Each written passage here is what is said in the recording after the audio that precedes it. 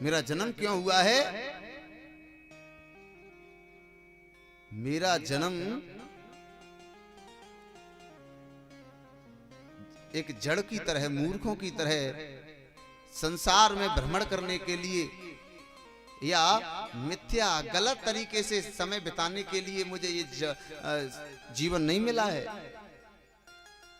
नेत्रों से ठाकुर जी के दर्शन होंगे तो क्यों ना मैं यहीं रुक जाऊं।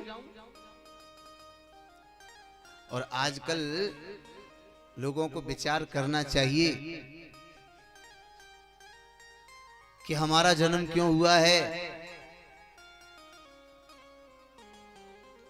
हम अपनी जिह्वा चलाने के लिए बहुत प्रयास करते हैं, परदेश जाते हैं, मेहनत करते हैं, लेकिन अपने आत्म कल्याण के लिए हम कुछ नहीं करते। अपनी मन की प्रसन्नता के लिए हम हर सुख प्राप्त करना चाहते हैं। कहीं वैश्याएं नाच रही हो तो मन वहां लेके चला जाता है इस शरीर को, क्योंकि मन की प्रसन्नता।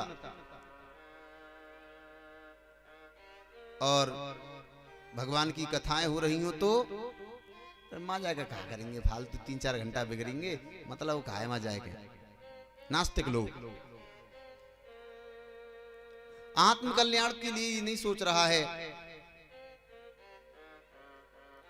हमारा जन्म क्यों हुआ है? काम, भोग, विलास इत्यादि ना, ये सारे काम तो जानवर भी कर लेते हैं साहब, जानवरों के भी हैं। बड़े भाग्य मानुष तनु पावा, असुर दुर्लभ सब ग्रंथ निगावा, साधन धाम मोक्ष कर द्वारा, पाहि न जई परलोक समारा।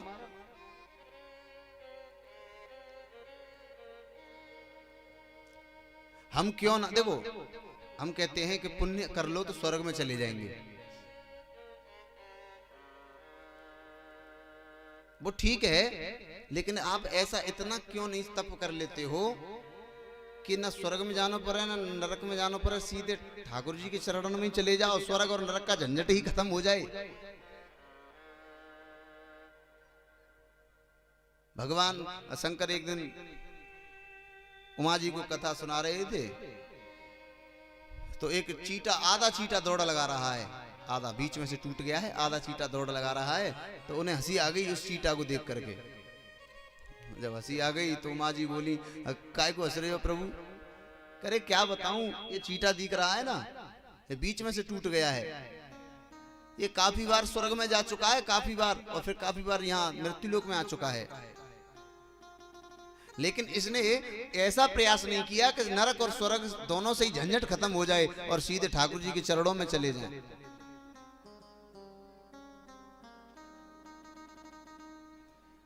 इंसान स्वर्ग पा सकता है तो इसका मतलब ये नहीं कि तुमने बहुत बड़ा कोई मीन मार लो या तीर मार दो तुमने। स्वर्ग तो हर कोई इस मानव योनि में आकर के हर कोई जीव स्वर्ग पा सकता है, हर कोई जीव पा सकता है, लेकिन स्वर्ग में जाने वाला द्वारा इस मृत्यु लोक में आएगा, उसका आत्म कल्याण नहीं होगा। परिचित तुम कहो कि स्वर्ग में पहुंच के आत्म कल्याण हो जाए, आत्म कल्याण नहीं होगा।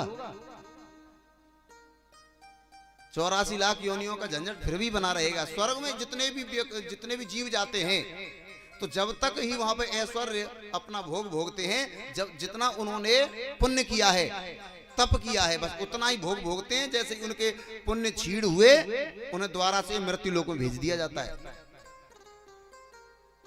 तो हम क्यों ऐसा क्यों ना कर लेंगे, स्वर्ग और नरक दोनों से ही छुटकारा मिल जाए।